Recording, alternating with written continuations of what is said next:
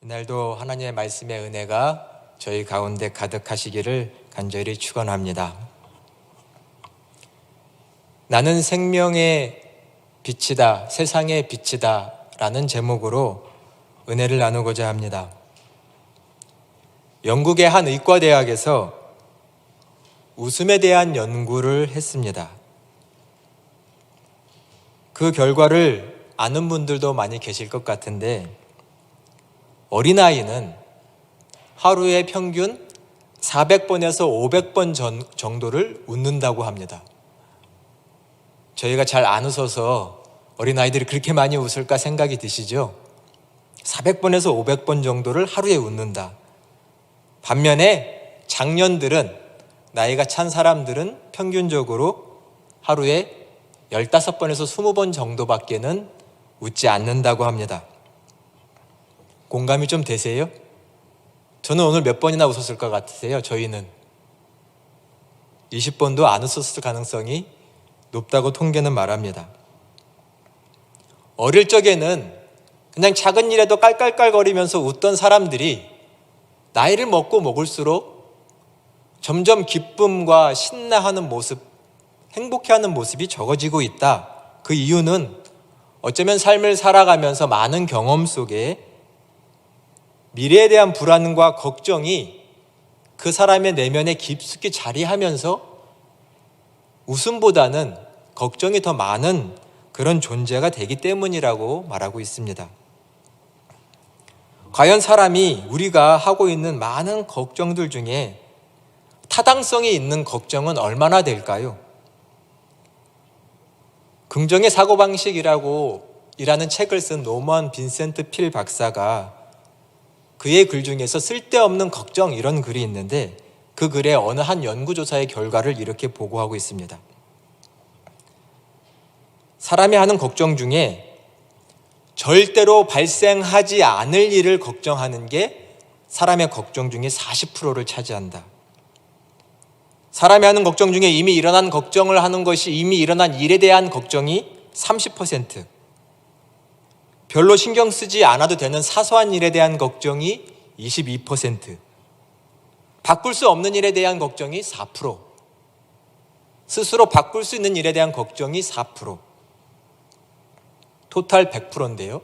이 중에 보면 불필요한 걱정이 96%나 된다고 합니다.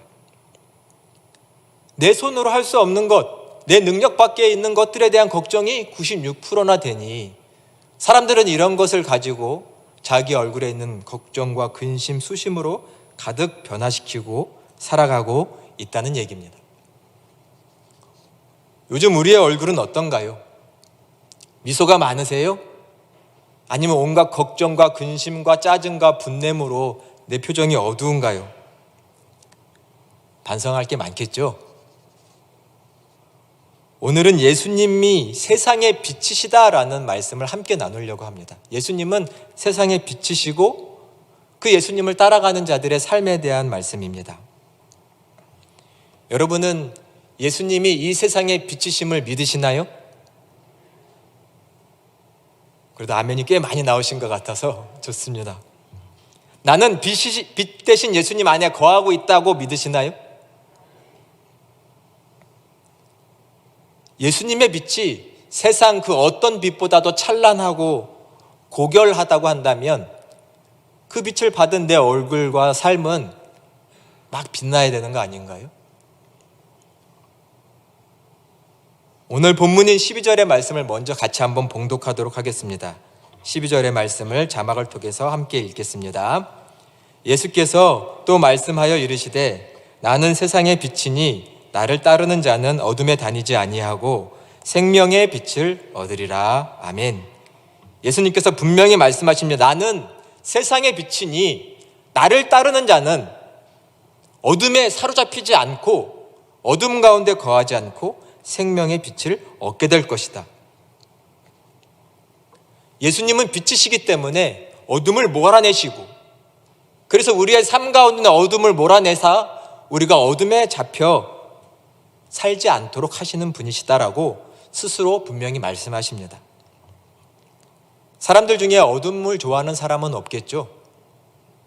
칠흑같이 어두운 곳에 아무 소리도 들리지 않는 곳에 내가 혼자 있다고 한다면 많은 사람들은 공포와 두려움에 사로잡힐 겁니다. 아무 일이 일어나지 않는다 할지라도 내가 아무것도 볼 수 없는 그 칠흑 같은 어둠은 사람에게 공포를 주지요. 오늘의 말씀은 이런 물리적인 어둠을 넘어서서 사람의 마음속에 드리워진 어두움, 삶 가운데 드리워진 어두움, 사람으로 하여금 죽게 만드는 그 어두움에 대해서 예수님이 말씀하고 계십니다. 나는 정말 예수님을 믿고 나서 점점 더 밝은 삶을 살고 있나요? 아니면 요즘 내 모습은 어두워지고 있습니까? 중국 어느 마을에 한 부자가 살았습니다. 이 부자는 돈밖에 모르는 사람입니다. 이 부자가 한 가지 죄를 지어서 재판관 앞에 나와서 판결을 받게 되었습니다. 재판관은 공정한 판결을 내려서 이 부자에게 3가지 벌을 얘기합니다. 그리고 그 중에 네가 하나를 골라라 라고 말했습니다. 너가 지은 죄의 대가로 은 50냥을 내던지, 아니면 2번째 채찍 50대를 맞든지, 3번째 생마늘 50통을 먹든지, 셋 중에 하나를 골라라 라고 했습니다. 이 부자는 돈이 많았지만도 은전 한 입 내기가 너무 아까웠습니다. 채찍을 맞자니 내 몸이 소중해서 안 될 것 같고, 그래도 먹는 게 좀 낫겠지 라고 생각해서 3번째로 하겠습니다 하고 마늘을 까서 먹기 시작합니다. 근데 점점 먹을수록 막 오장육부가 불타는 것 같고 막 몸이 부들부들 떨리면서 도저히 이 마늘을 도저히 먹을 수가 없습니다. 재판관님, 제가 잘못된 선택을 했습니다. 마늘은 도저히 먹을 수가 없을 것 같습니다. 채찍 맞겠습니다. 그래서 재판관이 자, 옷을 벗겨라. 그리고 눕히더니 등짝에 채찍질을 하기 시작합니다. 이 부자가 그 고통에 신음하고 막 소리치다가 도저히 채찍도 못 맞겠어서 재판관님, 불쌍히 여겨주십시오. 한 번만 더 제 뜻을 바꾸겠습니다. 50냥 내고 피하겠습니다. 이런 말을 했답니다. 웃긴 얘기죠. 처음부터 그럴 것이지 왜 마늘을 그렇게 까먹고 채찍을 맞고 나서 50냥을 낼까요? 웃긴 얘기지만 깊이 생각해 보면 슬픈 얘기이기도 합니다. 왜냐하면 저희 얘기 같기도 하거든요. 마음과 판단이 어둡습니다. 생각이 모자랍니다. 마늘 50통 까먹을 수 있을 것 같지만 못 까먹죠. 그런 것처럼 우리도 내가 할 수 있다고 생각하면서 돈 쓰고 시간 쓰고 많은 사람들의 인력을 동원해서 어떤 일을 해나가지만 사실은 그 일을 못하는 경우가 많이 있습니다. 할 수 있을 거라고 생각했는데 막상 못합니다. 왜 그럴까요? 나도 모르게 내 눈과 판단력은 흐려져 있고 어둡기 때문입니다. 꼭 안 가본 길을 가봐야지만 그 길을 갈 수 있는지 안 갈 수 있는지를 못 가는지를 아나요? 안 가봤어도 저 길은 내가 갈 수 있는 길이다, 내가 갈 수 없는 길이다를 알 수 있는 것이 지혜로움일 것입니다. 명철이란 말을 아시죠? 밝을 명자에 밝을 철자를 씁니다. 사람들은 이 명철한 밝음이 없어서 고생하고 망하는 경우가 많지요. 왜 사람들은 어두워질까요? 그 마음도 생각도 어두워지는 이유는 그가 자기 안에 갇혀버리기 때문입니다. 세상을 향해 열려있는 것이 아니라 자기의 욕심과 자기의 이기심 안에 갇혀서 점점 나도 모르는 사이에 나는 어두운 자리가 돼가고 있습니다. 그러나 빛이 없는 어두움의 삶은 결국은 고생과 좌절이고 슬픔과 아픔이고 거짓과 폭력이며 결국은 죽음을 맞이할 수 있다는 것을 저희는 깊이 생각해야 할 것입니다. 어둠에 갇혀 사는 사람의 삶은 생명의 꽃 피우기보단 그 생명이 사그라져 죽게 되어 있는 것이죠. 오늘 예수님은 너희가 어둠에 다니지 않을 것이다, 나를 따라온다면 생명의 빛을 얻을 것이다 라고 분명히 말씀하십니다. 예수님께서 자신을 가리켜 나는 세상의 빛이다, 나를 따라오너라 이런 말씀을 하시자 그 말씀을 듣고 있던 바리새인들이 갑자기 예수님께 그 말을 받아치며 공격을 하기 시작합니다. 오늘 말씀해 보니 당신은 자기에 대해서 스스로 증언하고 있는데 스스로 자기에 대해서 증언하니 그 증언은 진실하지 않다라고 말합니다. 무슨 말이냐면 당신에 대해서 다른 사람들도 그렇게 인정하고 말해줘야지 그 증언이 참되지, 당신이 아무리 스스로에 대해서 증언한다고 해서 그 증언이 맞겠느냐라는 것이죠. 그러한 바리새인들의 말에 예수님께서 대받아서 쳐서 말씀하시기를, 나는 내가 스스로 증언해도, 내가 세상의 빛이다 라고 스스로 증언해도 내 증언은 참되다 라고 말씀하십니다. 이 예수님과 바리새인들 사이의 공방이 19절까지 꽤 길게 이어지고 있습니다. 이 많은 대화 중에 특별히 저희가 주의해서 봐야 할 말씀은 14절 말씀인데요, 우리 14절 말씀도 같이 한번 봉독하도록 하겠습니다. 14절 말씀입니다. 예수께서 대답하여 이르시되 내가 나를 위하여 증언하여도 내 증언이 참되니 나는 내가 어디서 오며 어디로 가는 것을 알거니와 너희는 내가 어디서 오며 어디로 가는 것을 알지 못하느니라. 아멘. 예수님께서 내 증언이, 내가 스스로 증언을 해도 내 증언이 거짓되거나 부족함이 없는 이유는, 그 이유를 말씀하시기를, 나는 내가 어디서 왔고 또 어디로 가고 있는지를 알고 있기 때문이다 라고 말씀합니다. 무슨 뜻일까요? 나는 내가 어디서 왔고 또 어디로 갈지를 알고 있다. 뒤에 말씀드려서 부연하시기를, 나는 내가 하늘 아버지께로 온 것도 알고 하늘 아버지께로 다시 돌아갈 것도 알고 내가 이 땅에 왜 왔는지도 알고, 예수님은 모든 것을 다 아신다는 말씀입니다. 그렇기 때문에 내 증언은 참되다. 이 중에 너희가 다 아는 사람이 있느냐? 나는 다 안다. 나는 내 근원도 알고 내 시작도 알고 내 끝도 알고 이 땅에 온 목적도 안다. 너희 중에 그러한 사람이 있느냐? 너희는 고작해서 외모로 판단하고 보이는 것으로 판단하지만 나는 사람의 중심을 보고 모든 것을 아는 자다. 그러니 내 증언은 참되다라고 말씀하십니다. 예수님은 세상의 빛이십니다. 반대로 사람은 참된 빛은 아니죠. 많은 사람들이, 철학자들이 질문했습니다. 도대체 나는 어디서 왔을까? 이 세상은 어떻게 시작했을까? 우리는 어디로 가는 거지? 많은 사람들이 질문하고 그 답을 찾았지만 그 질문은 답이 없는 질문입니다.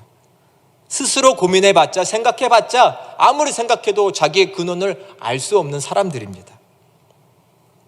오직 모든 것을 아시는 예수님만이 빛이셔서 그분이 우리에게 비춰주실 때만 우리는 알 수 있는 자들인 줄로 믿습니다. 예수님만 모든 것을 아시죠. 그것을 예수님은 나는 세상의 빛이다 라고 말씀합니다. 내 삶은 어디로 가고 있습니까? 한 달 있다가 1년 있다가 좀 멀게는 10년 있다가 내 모습은 어떨까요? 혹 내가 바라고 원하는 모습이 있어서 10년 있다가 그런 모습이 되었다 할지라도 그 모습이 정답일까요? 우리는 우리의 미래에 장담하기가 어렵죠. 우리는 어디로 가고 있느냐? 우리는 알지 못하는 게 더 많죠. 그리스도인들이 가지는 오해 중에 한 가지가 무엇이 있냐면, 우리의 신앙 고백 중에는 하나님이 전능하시고 전지하시고 또 모든 역사를 주관하시고 섭리하신다는 믿음이 있어서 우리는 이런 생각을 종종 합니다. 하나님이 내 삶 가운데 큰 계획이 있고 내가 마땅히 가야 할 여러 길들이 있다고 생각합니다. 마치 내 가야 할 길은 정해져 있다, 약간 예정 같은 거죠. 내가 가야 할 길을 하나님이 이렇게 그려놓으시고 나는 그 길을 따라 잘 가야 한다라고 생각합니다. 아무개야 너는 이런 일을 해야 하고 이런 사람이 돼야 하고 이런 길을 가야 한다라고 스스로 생각합니다. 정말 그런가요? 어떻게 생각하세요? 물론 하나님은 우리를 향한 목적도 그분의 뜻도 분명히 가지고 계십니다. 그러나 우리는 때론 잘못 오해하기를 이런 경우가 있습니다. 이런 질문을 종종 받습니다. 목사님, 제가 지금 이런 두 가지 선택의 기로가 있는데 어느 쪽을 선택하시는 것이 하나님의 길일까요? 아무리 기도해도 잘 모르겠습니다. 기도해서 알려주세요. 제가 알려줄 수 있을까요? 제 앞길도 쉽지 않습니다. 알려주기, 그게 중요한가요? 아는 것, 어느 것이 하나님의 길이냐? 반대로 그 길을 선택하지 못하면 나는 항상 하나님의 길을 잘못 알고 빙빙 돌아서 잘못된 길을 가는 사람일까요? 하나님의 인도의 방법은 그렇지 않습니다. 내가 정한 길이 이것이니 넌 이것을 잘 알고 와야 된다, 잘못하면 큰일 난다, 이런 하나님의 방법이라기보단 하나님이 우리를 인도하시는 방법은 하나님의 말씀과 진리로 총명케 하시는 것이 하나님의 방법입니다. 잘 아는 말씀이지만 저희가 자막을 통해서 시편 119편 105절의 말씀을 한 번 더 봉독하도록 하겠습니다. 시편 119편 105절입니다. 주의 말씀은 내 발의 등이요 내 길의 빛이니이다. 아멘. 저는 이 말씀을 참 좋아하고 이 말씀의 내용을 설교하는 걸 좋아합니다. 주의 말씀은 내 발의 뭐지요? 등불이라고 합니다. 여러분, 한번 이미지와 상상을 한번 해보십시오. 가로등이 아무것도 없는 시골길에서 어디를 가야 한다고 했을 때 조그만 등불을 켜서 나가기 시작합니다. 이 조그만 등불이 어디까지 비춰줄까요? 내 주변밖에는 못 비춰주죠. 5m, 길어야 10m일까요? 이 정도밖에 비춰주지 않는 등불입니다. 등불 하나 켰다고 내가 가야 할 길이 훤히 다 보이는 것은 분명 아니죠. 하나님 말씀하시기를 주의 말씀은 내 발의 등이고 내 길의 빛이다. 하나님의 말씀은 내 모든 미래를 다 훤히 알게 하시는 것은 아니지만 지금 내가 가야 할 몇 걸음, 내가 선택해야 할 그 몇 가지 선택 중에서는 하나님이 그곳을 비춰주십니다. 비춰주신다는 것은 바르게 알고 바르게 선택하게 하신다는 것이죠. 이 선택은 내가 하나님이 주신 지혜로, 명철로, 총명함으로 내가 바르게 분별하고 선택해야 하는 몫이 있는 것입니다. 하나님이 하시는 일은 무엇이냐면 나에게 말씀을 가르쳐 주셔서 진리를 깨닫게 하셔서 내 눈이, 내 지혜가, 내 판단이 밝아지게 하시는 것이 하나님의 은혜인 줄로 믿습니다. 그런 은혜를 덧입어 나는 내가 바른 선택을 하고 그 길을 가는 것입니다. 어느 것이 하나님의 길일까 아닌가를 고민하기보단 하나님 이때 바른 선택을 할 수 있는 지혜를, 말씀을 내게 주십시오. 그런 총명한 자가 되게 해 주십시오라고 하나님께 기도하는 것이 더 마땅합니다. 우리는 하나님의 말씀을, 진리를 배워야 합니다. 우리 앞에는 하나님의 말씀이 놓여 있죠. 성경의 말씀이 있습니다. 이 말씀을 묵상하고 배우고 연구하며 지혜를 얻어야 합니다. 그것이 하나님이 우리를 인도하시는 방법인 줄로 믿습니다. 선택은 내가 하고 그 길을 내가 가야 합니다. 사랑하는 여러분, 요즘 하나님의 말씀을 얼마나 가까이 하고 계신가요? 소중히 여기고 계신가요? 예수님을 따른다는 것은 어떤 건가요? 지금 예수님 어디 보이지도 않으시는데 그분의 가르침과 말씀을 지켜 행하는 것이 그분을 따라가는 것입니다. 그분의 가르침을 내가 깊이 이해해야 따라갈 수 있죠. 한 귀로 듣고 한 귀로 흘려서 뭘 할 수 있을까요? 한 귀로 듣고 마음에 새겨 넣어서, 심령에 새겨 넣어서 그 말씀을 지켜 행할 때 우리는 예수님을 따라갈 수 있습니다. 예수님을 사랑하고 따라간다는 것은 그 계명을 사랑하여 지키는 것을 말합니다. 우리는 얼마나 하나님의 말씀을 잘 배우고 공부하고 있습니까? 16세기 유럽에서 종교개혁이 한창 일어났을 때에 스위스 제네바에서 하나님의 거룩한 도시를, 거룩한 땅을 만들겠다고 종교개혁의 목소리를 높인 사람이 존 칼빈이라는 사람입니다. 존 칼빈은 제네바시에 이런 표어를 내걸었습니다.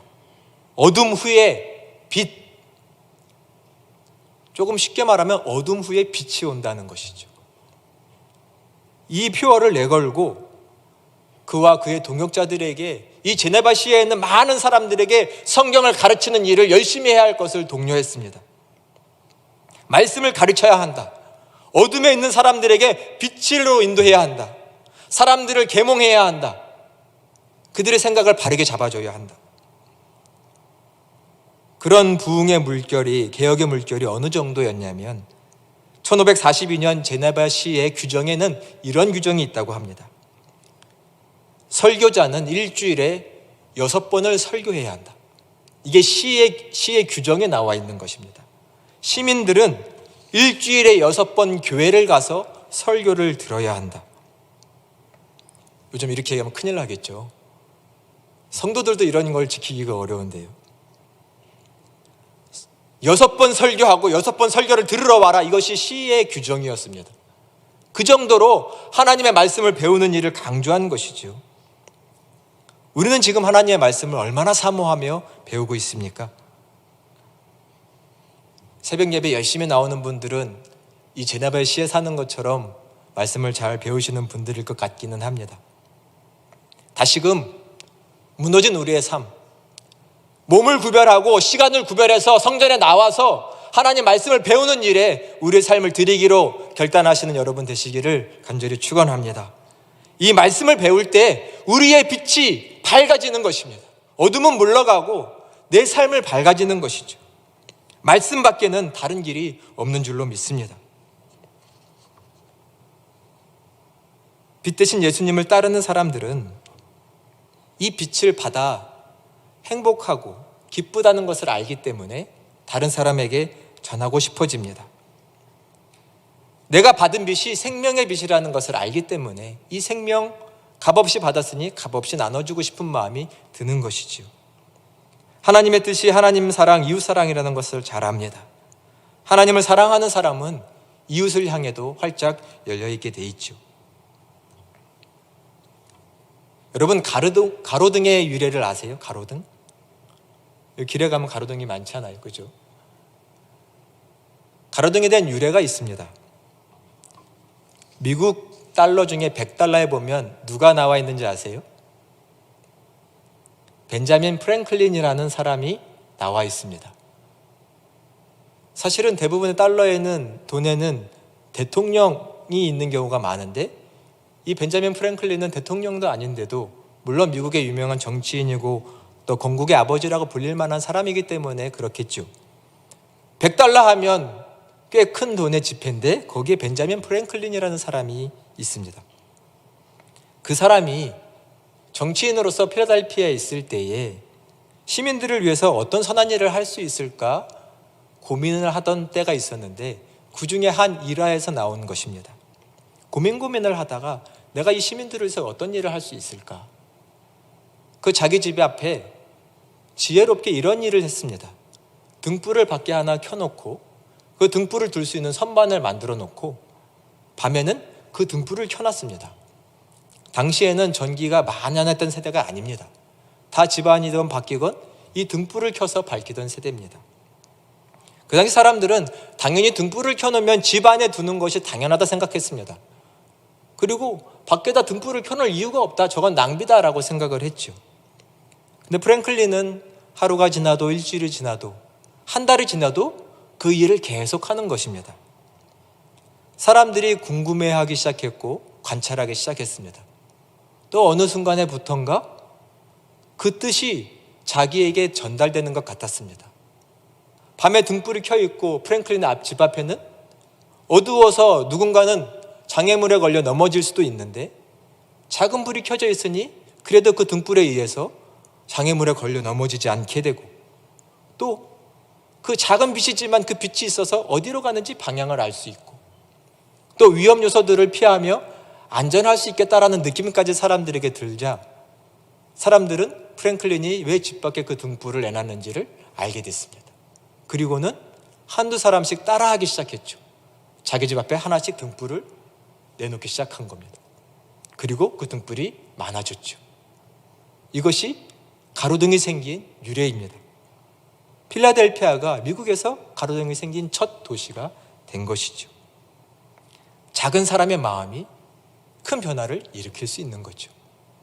빛을, 나는 작지만 내 빛을 세상에 보이면 이 빛이 모여 큰 빛을 만들 수 있습니다. 여러분 GP라는 말을 들어보셨습니까? GP. 사실은 못 들어본 분이 더 많을 것이라고 생각됩니다. 사진을 한 장 보여주시겠어요? 자, 힌트입니다. 저 사진 어떤 그림 같으세요? 물 같은 게 있죠? 그죠? 바다입니다. 바다 위에 뭐가 떠 있나요? 네, 쓰레기가 많이 쌓여 있죠. GPGP라는 말은 약자인데 영어로는 Great Pacific Garbage Patch라는 말입니다. 북태평양의 한가운데 엄청나게 큰 쓰레기 섬이 지금 있습니다. 바다에 떠돌던 쓰레기들이 모여서 태평양 한가운데 해류 때문에 모여 있는데 이것을 GPGP라는 약자로 말을 하기도 합니다. 1997년경에 처음 발견이 됐는데 한참 후인 2018년도에 놀라운 일들이 벌어지기 시작했습니다. 일단 2018년도의 통계를 보면 비영리 단체인 오션 클린업 파운데이션이라는 곳에서 저 쓰레기 섬이 얼마나 큰지를 조사했더니 155만 제곱킬로미터. 당연히 상상이 안 가시죠? 남한의 15배가 되는 넓이의 쓰레기 섬이 있다고 합니다. 남한의 15배면 섬이라고 할 수도 없죠. 꽤 크잖아요. 그죠? 전 미국 부대통령인 엘고어가 자칭 말하기를 나는 저 섬의 1호 국민이 되겠다라고 말한 적도 있습니다. 그리고 없애겠다라고 말한 것이죠. 사실 북태평양 하면 공해상이죠. 어느 나라의 바다도 아닌 이 공해상에 저 많은 쓰레기를 누가 치우려고 할까요? 그것도 배를 타고 가서 치워야 하고 돈을 들여서 치워야 하는데 어느 나라도 어느 기업도 어느 단체들도 저 쓰레기 섬에 관심을 갖지 않았습니다. 그럴 때 한 청년이 저 쓰레기 섬을 치워야겠다는 어떤 굳은 마음을 갖게 됐는데 네덜란드에 있는 보얀 슬렛이라고 하는 청년이 그 마음을 가지게 됐습니다. 이 청년은 16살 때 어느 날 우연찮게 지중해 한 곳에서 스킨스쿠버를 하고 있었는데 물고기를 구경하러 들어갔는데 물고기는커녕 물속에 떠다니는 많은 비닐과 플라스틱을 보며 기분이 상했습니다. 그리고 물고기들이 걱정되기 시작한 어린 소년이 내가 이 바다를 깨끗하게 해야 되겠다, 저 문제를 해결해야 되겠다라는 마음을 먹고 내 삶을 저게 드리겠다는 결단을 한 거죠. 그리고 18세가 되는 해에 오션 클린업이라고 하는 이 영리단체를 만들었습니다. 어린 소년이 만들어서 뭘 어떻게 할 수 있을까요? 할 게 없죠. 하지만 요즘은 어떤 시대인가요? 디지털이고 SNS 시대입니다. 사람들에게 모금 운동을 펼쳤습니다. 저 지구 한가운데 있는, 바다 한가운데 있는 저 쓰레기 섬을 없애기 위해서 여러분 기금을 모아주십시오. 작은 돈을 주십시오. 그렇게 해서 모인 돈이 약 500억 원이 되었습니다. 그리고는 저 쓰레기를 치울 방법을 찾기 시작했죠. 선한 뜻에는 많은 사람들이 동참하게 되어 있습니다. 해양학자, 과학자들, 그 사람들이 모여서 저 쓰레기를 어떻게 치울까 방법을 찾아서 600m가 되는 긴 쓰레기를 모으는 장치를 마련했습니다. 사진 한 장 더 보여주시겠어요? 저런 장치인데요. 바다 위에 떠다니면서 쓰레기를 모읍니다. 저 노란 부표 밑에는 3m 되는 얇은 그물이 있는데 그 그물은 물고기는 걸리지 않고 쓰레기만 걸려 모으는 그런 특이한 그물이 있습니다. 그리고 저 쓰레기가 모이면, 어느 정도 쓰레기가 모이면 그것을 태양광 발전으로 되는 센서가 있는데 그 센서가 알려주고 배가 와서 수거해 가게 되는 것이죠. 이 비영리 단체는 2040년까지 저 바다에 있는 쓰레기를 90% 정도 없애는 것을 목표로 하고 있다고 합니다. 물론 많은 노력과 관심이 필요하겠죠. 또 쓰레기를 버리지 않는 노력이 필요합니다. 하지만 어린아이가 가진 작은 마음, 선한 마음, 그 빛이 사람들에게 전해지자 사람들은 모금했고 자기가 가진 지혜와 재능을 모아서 이 일을 해가고 있습니다. 사람이 만일 이기심을 갖는다면, 자기 욕심을 갖는다면 자기 삶은 어두워지고 말 것입니다. 그림을 내려주세요. 반대로 내 이기심과 욕심에 갇혀있지 않고 나가고 밖으로 향한다면 내 삶은 밝아질 것입니다. 오늘 예수님이 분명히 말씀하셨죠. 나는 세상의 빛이니 나를 따르는 자는 어둠에 다니지 않고 생명의 빛을 얻게 될 것이다. 세상의 빛이신 예수님을 따라가는 저희 모두가 되시기를 간절히 소망합니다. 하나님께서는 우리가 부족하지만 세상을 향한 작은 등불이 되기를 바라십니다. 내 자리에서 작은 등불을 켜면 내 옆집에 내 친구에게 또 다른 작은 등불이 켜지고 그런 등불들이 모여서 예수님의 생명을 세상에 알릴 수 있는 귀한 빛이 될 것이라고 생각합니다.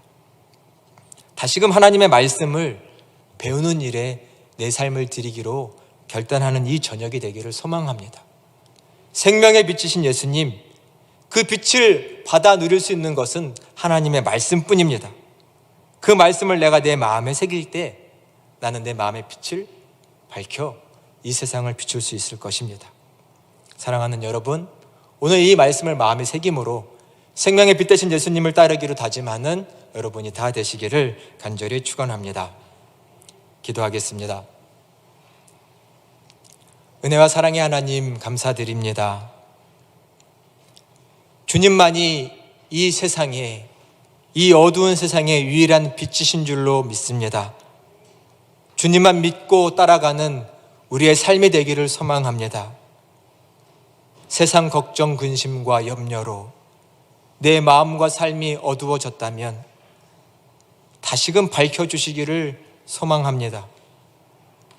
하나님, 간절히 원하옵나니 예수님 뒤를 바짝 따르는 그런 믿음의 제자들이 될 수 있도록 우리를 붙잡아 주시옵소서.